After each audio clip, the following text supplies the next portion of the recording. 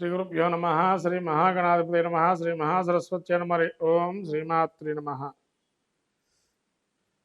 మళ్ళీ కూడా మనము సెప్టెంబర్ మాసంలో ఈ యొక్క మిథున రాశి యొక్క ఫలితాలు చూసుకున్నట్లయితే ముఖ్యంగా మిథున రాశికి మృగశిర నక్షత్రం 3-4 పాదాలు, ఆరుద్ర నక్షత్రం 4 పాదాలు, పునర్వసు నక్షత్రం 1-2-3 పాదాలు.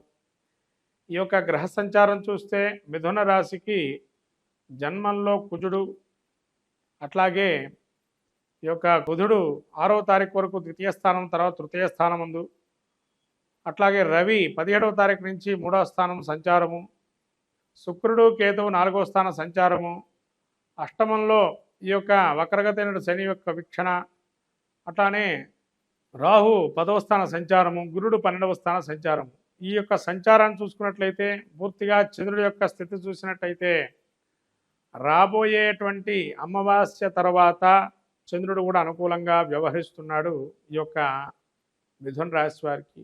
ముఖ్యంగా ఈ యొక్క కుజుడు జన్మస్థానంలో సంచారం వల్ల కొంత మానసికమైనటువంటి ఇబ్బందులు, అట్లానే మనోధైర్యం నిర్భరం కోల్పోవటము, మానసిక స్థైర్యాన్ని కూడా కొంత ఇబ్బంది పడటం, ఇంట్లో వారితో బయటతో కూడా కలహాలు ఏర్పడటం, బయటవారు కూడా మంచివారు అనుకోవటం, ఎవరో ఒకళ్ళు అందులో ఇబ్బందులు పాలు చేయటం మిమ్మల్ని సజావుగా సాగుతూ ఉంటుంది. ఇట్లా కాబట్టి కలహాలకు దూరంగా ఉండడం అనేటువంటిది మంచిది.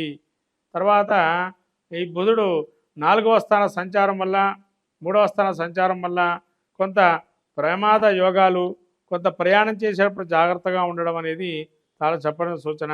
బుద్ధిమాంద్యత, బుద్ధి కుశలత లేకపోవటం, సమయస్ఫూర్తి ఆలోచన చేయకపోవటం, ఇటువంటి వాడి వల్ల ఇబ్బందులు పడే అవకాశం ఉంటుంది.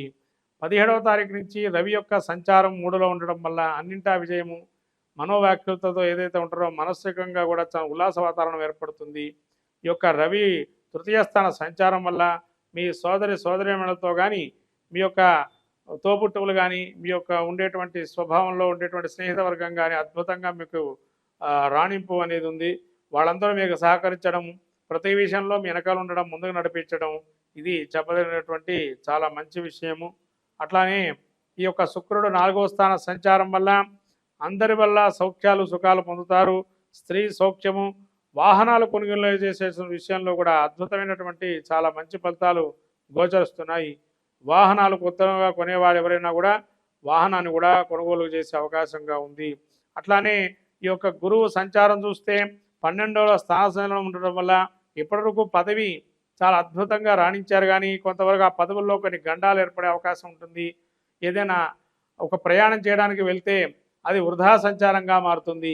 అక్కడ దాకా వెళ్ళి చివరికి పని కాకపోవటము, దాని మీద విసుగు రావటం, మళ్ళీ ఎప్పటికి భరిస్తుందా ఈ పని అని ఆలోచన చేయటము, అట్లానే కొన్ని చలనాలు అంటే ఆదాయానికి మించినటువంటి వ్యయాలు చేయటము, దాన్ని కూడా మీరు దాన్ని గట్టిగా చూడటము, అయ్యో ఎంత ఆదాయం వచ్చినా ఇంత ఖర్చు అవుతుంది అనేటువంటి ఒక భయంతో ఉండటం అనేది జరుగుతుంది. అట్లానే ఈ యొక్క కేతువు చతుర్థమందు సంచారం వల్ల కొంత దుర్వార్త శ్రవణం, బంధువుల వల్ల ఇబ్బందులు, అట్లానే బంధువులు కొంత దుర్వార్త శ్రవణంగా మీకు కొన్ని వార్తలు కూడా వినే అవకాశము, ఎంత కృషి చేసినా ఇంతేనా నా జీవితం అనే మనస్సులో ఒక చింతన అనేది కలిగే అవకాశం ఉంది. అట్లాగే ఈ యొక్క అష్టమ స్థానంలో నీచస్థితి శని సంచారం వల్ల వీరికి మనోవ్యాకులత, ఆకస్మికంగా అప్పటి వరకు ఏమీ లేని ప్రయాణాలు కూడా ప్రయాణం చేసే అవకాశం ఉంటుంది పని కోసం అని చెప్పి. అట్లానే ఈ యొక్క ఎవరైనా కూడా దుష్టులకు దూరంగా ఉండడం మంచిది. కాబట్టి కొంతవరకు నమ్మకద్రోహం చేసిన వారు ఇదివరకులో మళ్ళీ మీ ముందరకు వచ్చేటువంటి అవకాశం ఉంటుంది. దూరంగా ఉండడం అనేది 100% చెబుతున్నాం. కాబట్టి ఇందులో అట్లానే ఈ యొక్క రాహు 10లో సంచారం వల్ల అధికారులు కానీ చేసే వృత్తుల్లో కానీ ఎంత చేసినా మనకి ఇంతే లాభమా అనే ఒక విషయం గోచరిస్తుంది. ఈ యొక్క 10వ స్థానంలో రాహు సంచారం వల్ల రాహు ఎప్పుడైతే 10వ స్థానంలో రాజ్యాన్ని ఇవ్వడం కూడా జరుగుతుంది. కాబట్టి రాహు 10వ స్థానంలో అధికారుల వల్ల కానీ, వృత్తిరీత్యా వ్యాపారంలో కానీ, అట్లానే ప్రైవేట్ రంగ సంస్థల్లో కానీ కొంత రాణింపు అనేది అవకాశంగా గోచరిస్తుంది. ముఖ్యంగా వీళ్ళు ఏదైతే మీరు గృహప్రవేశానికి కానీ, గృహారంభానికి కానీ, ఒక శుభకార్య నిర్వహణకి కొంత దారి కనబడే అవకాశం ఉంటుంది. ఈ విధంగా చేసుకుంటే శుభకార్యం చేయొచ్చును అని ఒక ఆలోచన ధోరణికి వస్తారు. అట్లానే ఈ యొక్క విదేశీ వ్యాపారాలు, విదేశీ వ్యవహారాలు సంబంధించినటువంటి వారికి చాలా మంచిదైనటువంటి విషయము. రాజకీయ రంగ ప్రముఖులకి, సినీ రంగ ప్రముఖులకి చాలా అద్భుతమైన కాలం 17వ తారీఖు తర్వాత నుంచి అని చెప్పవచ్చు. అట్లానే ఈ యొక్క మాసంలో ఏదైతే రాజకీయ నాయకులు ఉన్నారో కొంత పలుకుబడి ఏర్పడే అవకాశం ఉంటుంది. అధికార గండాలు కూడా ఉన్నాయి కాబట్టి చాలా జాగ్రత్తగా వ్యవహరిస్తడం మంచిది. ఎవరిని నోరు పారేసుకోవటం అంత మంచిది కాదు. ఎవరి మీద నోరు పారేసుకోకుండా మీరు చాలా అదుపుగా మాట్లాడటం అనేది చాలా ఉత్తమమైనటువంటి మార్గము. కాబట్టి అదుపులో మాట్లాడండి. ఖచ్చితంగా మీ యొక్క ఆలోచనని అందరికీ అర్థమయ్యేట్టుగా చెప్పండి. అప్పుడు మీ యొక్క ఫలితాలు కూడా అద్భుతంగా ఉంటాయి. కాబట్టి మిథున రాశి వారికి ఈ యొక్క సెప్టెంబర్ మాసంలో చూసినట్టయితే ఈ యొక్క కుజుడు జన్మస్థాన సంచారం వల్ల విచక్షణారహితంగా కోల్పోయి జ్ఞానాన్ని కోల్పోయి మాట్లాడటం అనేది జరుగుతుంది. కాబట్టి సుబ్రహ్మణ్య స్వామి యొక్క ఆరాధన చేయటం చాలా మంచిదైనటువంటి సూచన. సుబ్రహ్మణ్య కవచం చేసుకోవటం, లేకపోతే సుబ్రహ్మణ్య స్వామి గుడికి వెళ్ళి క్షేత్ర దర్శనం చేయటం అద్భుతమైనటువంటి విషయాన్ని గోచరిస్తుంది. అట్లానే రాబోయే గణపతి నవరాత్రులలో మీరు ఎరుపు రంగు వినాయకుడిని పూజ చేయటం, లేదా సింధూర వర్ణంతో ఉండేటువంటి వినాయకుడిని పూజ చేయటం వల్ల అత్యద్భుత ఫలితాలు గోచరిస్తాయి. ఈ సింధూరాన్ని ఎప్పుడైతే గణపతికి పెట్టి మళ్ళీ మీరు పెట్టుకుంటారో అత్యద్భుత ఫలితంగా రాణిస్తుంది. గరికను పెట్టండి, సింధూరాన్ని పెట్టండి, ఏదైనా బెల్లం పదార్థం కానీ, లేదైనా మీరు ఇంట్లో వండే కందమూలాలు అంటారు. కందమూలాలు అంటే భూమిలో ఉండే పెరిగే పదార్థాలు, కూరగాయలు ఏవైతే ఉంటాయో వాటితో ఏదైనా పదార్థాన్ని చేసి స్వామికి నివేదన చేయటం వల్ల దీర్ఘకాలికమైనటువంటి వ్యవహారాలు జయం చేకూర్చే అవకాశం ఉంటుంది రాబోయే వినాయక చవితి నవరాత్రులలో. కాబట్టి ఈ వినాయక చవితి నవరాత్రులలో చాలా భక్తి శ్రద్ధగా వినాయకుని ఆరాధన చేసి ఈ యొక్క మిథున రాశి వారు కూడా అద్భుతమైన ఫలితాలు పొంది తదుపరి కాలమైనటువంటి ఉత్తరార్ధంలో ఈ సెప్టెంబర్ మాసంలో ఆ యొక్క ఫలితాన్ని కూడా అనుభవించే అవకాశం ఉంటుంది. మొత్తం మీద మిథున రాశి వారికి 60-40% మంచి ఫలితాలు యొక్క సెప్టెంబర్ మాసంలో గోచరిస్తున్నాయి. అందరికీ నమస్కారం. రాబోయే వినాయక చవితి, ఈ యొక్క వినాయక చవితుల్లో అందరికీ తెలిసినట్టు అంశం ఏంటంటే వినాయకుడు పృథ్వీతత్వము. అంటే సృష్టిలో మొదలుకొని పృథ్వీతత్వం అంటే మనకు భూమి నుంచి ఉద్భవించినటువంటిది. భూమి అంటే ఎటువంటిది కూడా ఆకారం లేకుండా అమ్మ సృష్టి వల్ల పుట్టినటువంటి వారు వినాయకుడు. కాబట్టి ఈ వినాయక నవరాత్రులలో ఎవరైనా కూడా వినాయకుడు అర్చన తర్పణ ప్రియ అన్నారు. అంటే ఒక్కరికి ఒక్కటి ఇష్టం ఉంటుందండి ప్రతి ఒక్కరికి కూడా. అట్లాగే ఈ భాద్రపద మాసంలో వచ్చేటువంటి వినాయక చవితిలో చాలా అద్భుతమైనటువంటి నవరాత్రులు. ఏది మొదలుపెట్టినా తలపెట్టిన కార్యం జయం సాగించేటువంటిది వినాయకుడు. కాబట్టి సర్వ విఘ్న హరం దేవం సర్వ విఘ్న వివర్జితం సర్వ సిద్ధి ప్రదాతారం వందేహం గణనాయకం అన్నారు. మనకు శ్లోకం చెబుతుంది. అట్లానే భవసంచిత పాపాగ్నం విధ్వంసర విచక్షణం విఘ్నాస్వర వారంభంజే విఘ్నరాజమహం భజే అన్నారు.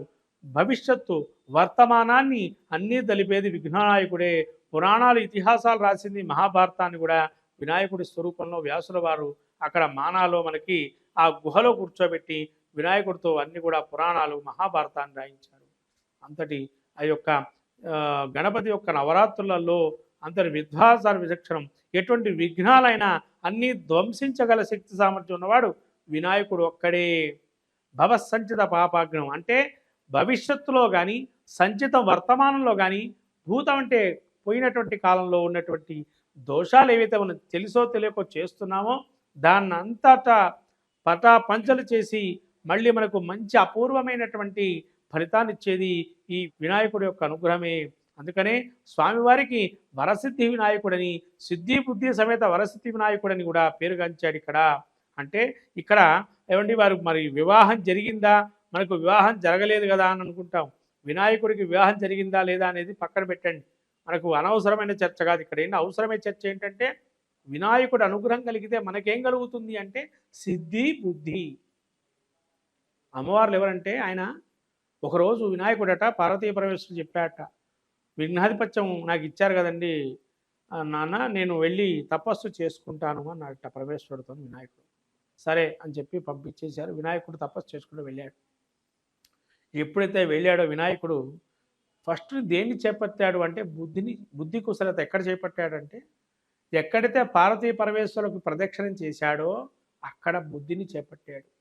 అంటే బుద్ధి ఉంటే ఏం కలుగుతుంది మనకి? మంచి ఆలోచన శక్తి వల్ల ఏదైనా సాధించగలుగుతాము అనేది ఫస్ట్ వినాయకుడు మనకు అక్కడ చూపించాడు. అదే బుద్ధిదేవి అని. బుద్ధి మళ్ళీ సిద్ధి. మనం ఆలోచన చేశాము, తగిన కార్యం నెరవేరింది, వెంటనే మనం కోరుకుంటాం కదా, ఏమండి ఫలానా కార్యం జరగాలని స్వామిని కోరుతున్నానని. సిద్ధి పొందటానికి ఏం చేయాలా? ఆయన్ని ప్రత్యక్షం చేసుకోవాలి.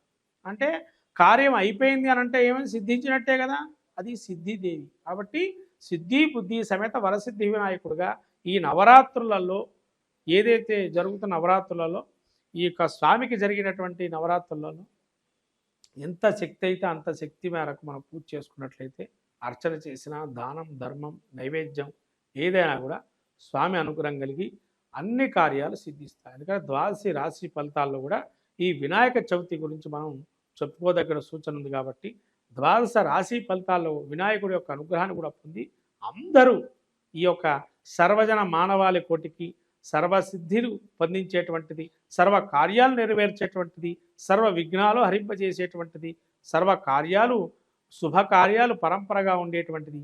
దాని ద్వారా మనకేమొస్తుంది అంటే వృద్ధి ఇంకా మనకు సిద్ధి. వృద్ధిదేవి కూతుర్లట. అంటే వినాయకుడు ఎప్పుడైతే సిద్ధి బుద్ధిని పొందాడో మనకేమొస్తున్నాయి దానివల్ల అంటే వృద్ధి అంటే గ్రోత్ రేటు పెరగటం. వెంటనే పెరుగుతాయి కదా మనకు ఏదో విధంగా, అది గ్రోత్ రేట్, అది వృద్ధి అంటారు. అంటే కూతుర్లు అని చెప్పంటారు. వృద్ధి.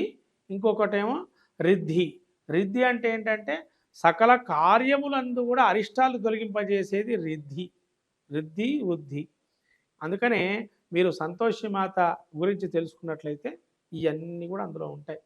శుభము లాభము కొడుకులు అని చెప్పంటారు. కాబట్టి ఇవన్నీ కూడా వినాయకుడి యొక్క అనుగ్రహం వల్ల సకల కార్యాలు అందరికీ నెరవేరుతాయి. కాబట్టి ఈ వినాయక చవితికి అందరూ కూడా ఓం గం గణపతే నమః అనే మంత్రాన్ని పఠిస్తూ ఈ వినాయకుడి యొక్క అనుగ్రహాన్ని పొందొచ్చు.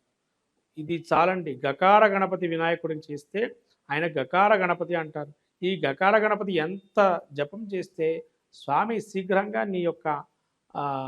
నీకు ఎటువంటి కార్యాన్ని సిద్ధిస్తాడు. కాబట్టి ఈ యొక్క గం గణపతే నమః ఏదైతే మంత్రం ఉందో ఈ వినాయక చవితిలో ఎంతవరకు అంటే అంతవరకు జపం చేసుకోవటం వల్ల మంచి సాధిస్తారు. స్వామి అనుగ్రహం కలుగుతుంది. మంగళం మహత్ శుభం భూయా.